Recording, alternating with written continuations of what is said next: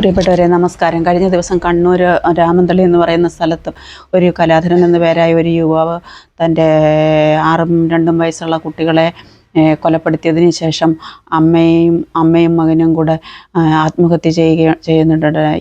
ഈ യുവാവ് തൻ്റെ പ്രശ്നത്തിന് ആണ് ഈ അമ്മയെയും ഈ ബാക്കി 2 പേരെയും 2 കുട്ടികളെയും കൂടെ കൊല്ലാനിടയായിട്ടുള്ളത്. ഇതുപോലുള്ള സംഭവങ്ങൾ ഒരുപാട് നമ്മുടെ സമൂഹത്തിൽ വർദ്ധിച്ചു കൊണ്ടിരിക്കുന്നുണ്ട്. അപ്പം ഈ ഒരു സംഭവത്തെ ബേസ് ചെയ്തിട്ട് ഒരുപാട് പുരുഷപക്ഷ നിലപാടുകളുടെ പ്രചാരണം നടക്കുന്നുണ്ട്. പക്ഷേ ഈ ഒരു സംഭവവുമായിട്ട് ബന്ധപ്പെട്ടിട്ട് ഒരു സ്ത്രീപക്ഷ നിലപാട് എന്താണെന്നുള്ള കാര്യം ഞാനൊന്ന് വിലയിരുത്താനാണ് പോകുന്നത്. ഈ വിഷയത്തെ നോക്കിക്കാണുമ്പം കുറ്റക്കാര് ആര് എന്നുള്ളത് നോക്കുമ്പോൾ ഇവിടെ നമുക്ക് ഒരു പുരുഷനോ സ്ത്രീയോ എന്നുള്ളതിനേക്കാൾ ഉപരി എൻ്റെ കാഴ്ചപ്പാടിലൂടെ നോക്കുമ്പോൾ നമ്മുടെ സിസ്റ്റമാണ് ആദ്യത്തെ കുറ്റക്കാരായിട്ട് അല്ലെങ്കിൽ കുറ്റത്തിന് കാരണമായിട്ട് കാണുന്നത്. സിസ്റ്റം, അതായത് വ്യവസ്ഥിതി. അതായത് എങ്ങനെയാണെന്ന് ചോദിച്ചാൽ നമ്മൾ കാലങ്ങളായിട്ട് നടന്നുകൊണ്ടിരിക്കുന്ന നമ്മുടെ സിസ്റ്റം ഒരുപാട് ജനാധിപത്യ വിരുദ്ധമായിട്ടുള്ളതും അസമത്വങ്ങൾ നിറഞ്ഞതും ചൂഷണപരവും ഒക്കെ ആയിട്ടുള്ളൊരു സിസ്റ്റമാണ് നമ്മൾ ഫോളോ അപ്പ് ചെയ്ത് വന്നുകൊണ്ടിരിക്കുന്നത്. ആ സിസ്റ്റത്തിൽ ആർക്കെങ്കിലുമൊക്കെ ആഘാതമുണ്ടാകാതെ വയ്യ എന്ന അവസ്ഥയുള്ള ഒരു സിസ്റ്റമാണ്. അവിടെ വിവാഹം എന്ന് പറയുന്നത് ഒരു ചടങ്ങാണ്. ആ ചടങ്ങിനകത്ത് കുറച്ച് മുന്നോട്ട് പോകുമ്പോഴേക്ക് സ്വാഭാവികമായിട്ടും ചില പൊരുത്തക്കേടുകളും പ്രശ്നങ്ങളും ഒക്കെ ഉണ്ടാകും. അപ്പോഴവിടെ ഒരു വിവാഹം ഉണ്ടെങ്കിൽ അവിടെ ഒരു വിവാഹമോചനത്തിനും ഒരു സാധ്യത ഉള്ളതാണ്. നമ്മുടെ നാട്ടിൽ ആ വിവാഹമോചനത്തിനുള്ള സാധ്യത വളരെ കുറവായിരുന്നു അടുത്ത കാലം വരെ. ഇപ്പോൾ കുറച്ചുകൂടെ ലിബറലാക്കിയിട്ടുണ്ട് വിവാഹമോചനം എന്ന് തോന്നുന്നു. എങ്കിലും കാലങ്ങളൊക്കെ എടുത്തിട്ടാണ് ആ വിവാഹമോചനം നടക്കുന്നത്. അപ്പം അങ്ങനെയുള്ള ആ വിവാഹത്തിലൂടെ 1-2 കുട്ടികളായി കഴിഞ്ഞിട്ട് മോചനത്തിന് സ്വാഭാവികമായിട്ടും പോകുമ്പോൾ അതിന് സമൂഹത്തിൻ്റെയോ കുടുംബത്തിൻ്റെയോ ആരുടെയും ഒരു സപ്പോർട്ട് ഉണ്ടാവത്തില്ല. പിന്നെ എന്നാലും നിക്കക്കള്ളി ഇല്ലാത്തൊരു സിറ്റുവേഷനിൽ അവർ വിവാഹമോചനം വേണമെന്ന് വിചാരിക്കുമ്പോൾ ആ സ്ത്രീക്ക് തൻ്റെ കുട്ടികളെ വിട്ടുകളയാൻ പറ്റത്തില്ല.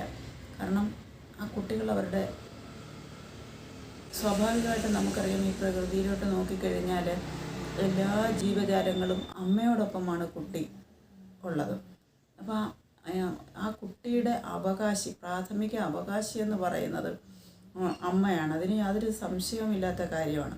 അപ്പം ഇങ്ങനെയുള്ള ഒരു നിലപാട് കോടതി എടുക്കാൻ നിർബന്ധിതമായതുകൊണ്ടാണ് കോടതി അങ്ങനെ ഒരു നിലപാട്.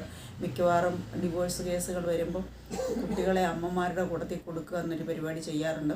അപ്പോൾ അങ്ങനെ കൊടുക്കുക എന്നുള്ളത് മനസ്സിലാക്കിക്കൊണ്ട് തന്നെ പല വീടുകളിലും നേരത്തെ തന്നെ കുട്ടികളെ ഇവർക്കിടയിൽ പൊരുത്തക്കേട് ഉണ്ടാകുമോ എന്നുള്ളത് അറിയുമ്പോൾ തന്നെ ഇവർക്ക് മനസ്സിലാകും കുട്ടികൾക്ക് വേണ്ടിയിട്ടുള്ള വടംവലി തരുമെന്ന്. അതിനു വേണ്ടിയിട്ട് ആദ്യം തന്നെ കുട്ടികളെ ബ്രെയിൻ വാഷ് ചെയ്തിട്ട് കുട്ടികളെ ഓരോരോ പക്ഷത്തേക്ക് ആക്കുന്നതിനുള്ള ശ്രമം സ്ത്രീകളും ചെയ്യാറുണ്ട്, പുരുഷന്മാരും ചെയ്യാറുണ്ട്. അത് അവരവരുടെ സാഹചര്യങ്ങളനുസരിച്ച് അവരവരുടെ സൗകര്യം അനുസരിച്ച് അവസരങ്ങളനുസരിച്ചാണ് അവർ ചെയ്യുന്നത്.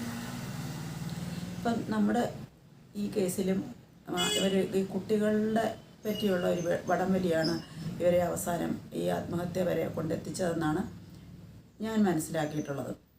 അപ്പം എന്താണ് ഇവർക്ക് ഈ കുട്ടികളുടെ ഒരു നിലപാടെന്ന് ചോദിച്ചാൽ ഇവർ പറയുന്നത് കുട്ടികൾ അച്ഛൻ്റെ ഭാഗത്ത് നിൽക്കാനാണ് താല്പര്യപ്പെട്ടത്. അമ്മയ്ക്ക് കുട്ടികൾക്ക് ചെലവിന് കൊടുക്കാനുള്ള തക്ക സാമ്പത്തികം ഇല്ല. അതുകൊണ്ട് കുട്ടികളെ അച്ഛൻ്റെ ഭാഗത്ത് നിർത്തണം എന്നുള്ളതാണ് ഇവരുടെ നിലപാട്. അപ്പം എൻ്റെ ഒരു സ്ത്രീപക്ഷ കാഴ്ചപ്പാടിലൂടെ പറയുവാണെങ്കിൽ സാമ്പത്തികം ഇല്ല എന്നതുകൊണ്ട് തൻ്റെ കുട്ടികളെ വിട്ടുകളയാൻ ഒരമ്മമാരും തയ്യാറാവത്തില്ല. കാരണം അത് അവരുടെ ഒരു വൈകാരികതയും അവരുടെ ഒരു ജീവൻ്റെ ഭാഗമാണ്, അവരുടെ ശരീരത്തിൻ്റെ ഒരു ഭാഗമാണ് അവരുടെ കുട്ടികളെന്ന് പറയുന്നത്. അത് ഒരു കാരണവശാലും അവർ സാമ്പത്തികമില്ല, ചെലവിന് കൊടുക്കാൻ മാർഗം കുറവാണെന്ന് പറഞ്ഞ് വിട്ടുകൊടുക്കാൻ ഒരമ്മമാരും തയ്യാറാകത്തില്ല. അപ്പം അവിടെ നമുക്കെങ്ങനെ ആ സ്ത്രീയെ കുട്ടിക്ക് വേണ്ടിയിട്ട് വാശി പിടിക്കുന്ന, കുട്ടിക്ക് വേണ്ടിയിട്ട് പൊരുതുന്ന ഒരമ്മയെ നമുക്ക് എങ്ങനെ പിന്നെ കുറ്റക്കാരിയാക്കി കാണാൻ പറ്റും? കുട്ടിയെ വേണ്ടാന്ന് വെക്കുന്ന എത്രയോ അമ്മമാരെ കുറ്റം പറയുന്ന ഒരു സമൂഹമാണ്. അപ്പോൾ കുട്ടിയെ വേണമെന്ന് പറയുന്ന അമ്മ എങ്ങനെ കുറ്റക്കാരിയാകും? ഒന്ന്. രണ്ടാമത്, ഇനി കുട്ടികൾ അച്ഛൻ്റെ വീട്ടിൽ നിൽക്കാനാണ് തയ്യാറാകുന്നത് എന്ന് പറയുമ്പം കുട്ടികൾക്ക് പിന്നെ കുട്ടികളുടെ പ്രായത്തിൻ്റെ വ്യത്യാസം അനുസരിച്ച് കുട്ടികളിലുള്ള ഒരു പിന്നെ തീരുമാനങ്ങളും വ്യത്യാസപ്പെടും. പിന്നെ അവർ പല കാര്യങ്ങളും, കുട്ടികളാണെങ്കിൽ പോലും അവരും കുറേ കാര്യങ്ങളൊക്കെ മനസ്സിലാക്കി വരുന്നതനുസരിച്ചിട്ട് അവരവരുടെ ഭാവിയെ പറ്റി നോക്കും.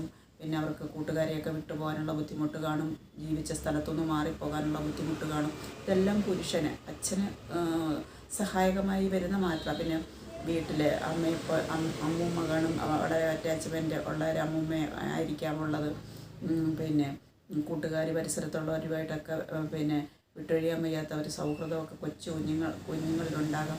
ഇങ്ങനെയൊക്കെയുള്ള സാധ്യതകൾ. പിന്നെ കുട്ടികളുടെ ഭാവിക്ക് സാമ്പത്തികമുള്ളവരുടെ കൂടെ നിൽക്കുന്നതായിരിക്കും നല്ലതെന്ന് ഇച്ചിരൂടെ മുതിർന്ന കുട്ടികളാണെങ്കിൽ അത്തരത്തിൽ ചിന്തിക്കും. ഇങ്ങനെ പലതരത്തിൽ കുട്ടികൾ അച്ഛൻ്റെ ഭാഗത്ത് നിൽക്കാനുള്ള സാധ്യതകൾ ഉരുത്തിരിഞ്ഞു വരുന്നുണ്ട്. പിന്നെ ചില കുട്ടികളോട് ബ്രെയിൻ വാഷൊക്കെ ചെയ്ത് മാറ്റാറുമുണ്ട്. അപ്പം അമ്മമാർ മോശക്കാരായതുകൊണ്ടാണ് കുട്ടികൾ അമ്മമാരുടെ കൂടെ നിൽക്കേണ്ട, അച്ഛൻ്റെ അടുക്ക നിന്നാൽ മതി എന്ന് പറയുന്ന ഒരു സ്ഥിതിവിശേഷം നമ്മുടെ സമൂഹത്തിൽ മിക്കവാറും കേൾക്കാറുള്ളതാണ്. ഇത് യാതൊരു അടിസ്ഥാനവും ഉള്ള ഒരു സംഗതിയല്ല. കുട്ടികൾ ഇപ്പം നമുക്ക് ഒരു ഉദാഹരണം പറയുവാണെങ്കിൽ മഞ്ജു വാര്യരുടെ കേസ് തന്നെ എടുക്കാം.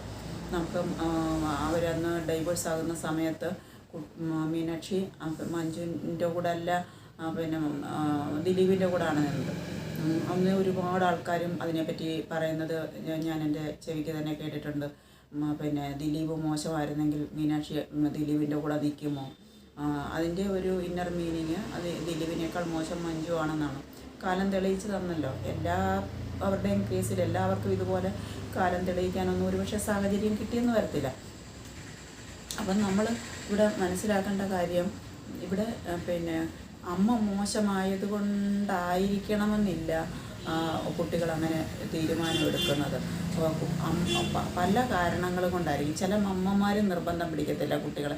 അതിനകത്ത് ഒരുപാട് കാര്യങ്ങളുണ്ട്. കാരണം എന്തെന്ന് ചോദിച്ചു കഴിഞ്ഞാൽ, തൻ്റെ കുട്ടിയെ വടംവലി നടത്താൻ, കുട്ടിയുടെ മനസ്സ് വലിച്ചു കീറാനും, കോടതി മുറിയിൽ അച്ഛനെയും അമ്മയും പിന്നെ അപമാനിക്കുന്ന വർത്തമാനങ്ങളിൽ ഇരുഭാഗത്തു നിന്നും കേൾപ്പിക്കാനും ഒക്കെ ഇഷ്ടപ്പെടാത്ത അമ്മമാരുണ്ട്. ചില അച്ഛന്മാരുമുണ്ട്, ഇഷ്ടപ്പെടാത്തവരുണ്ട്. അപ്പം അങ്ങനെ ഒരു സാഹചര്യത്തിലേക്ക് തൻ്റെ കുട്ടിയെ വലിച്ചിഴക്കേണ്ട. പിന്നെ ചിലർ കുട്ടിയെ ഒരു കാരണവശാലും വിട്ടുകൊടുക്കാൻ തയ്യാറാകാത്ത പിതാക്കന്മാർ പറഞ്ഞ് ഭയങ്കരമായിട്ട് പ്രശ്നങ്ങളുണ്ടാക്കുമ്പോൾ അവരുടെ സ്വാധീനം അനുസരിച്ച് കുട്ടികളെ അവരെങ്ങനെയും വന്നു കഴിഞ്ഞാലും തട്ടിക്കൊണ്ട് പോകുമെന്നുള്ളത്. പിന്നെ നമ്മുടെ നിയമത്തിലുള്ള വിശ്വാസക്കുറവ്, ഇങ്ങനെയൊക്കെയുള്ള പല കാര്യങ്ങൾ കൊണ്ടും ചിലർ കുട്ടികളെ അങ്ങ് വിട്ടുകൊടുക്കാൻ തയ്യാറാകും. അപ്പോൾ അത് അമ്മയ്ക്ക് കുട്ടികളോട് സ്നേഹമില്ലാത്തത് കൊണ്ടാണെന്ന് പൊതുവേ നമ്മളെ പുരുഷാധിപത്യ സമൂഹം പറഞ്ഞു പരത്തി സ്ത്രീകളെ കുറ്റക്കാരിയാക്കാനുള്ളൊരു പ്രവണത നമ്മൾ കാണാറുണ്ട്.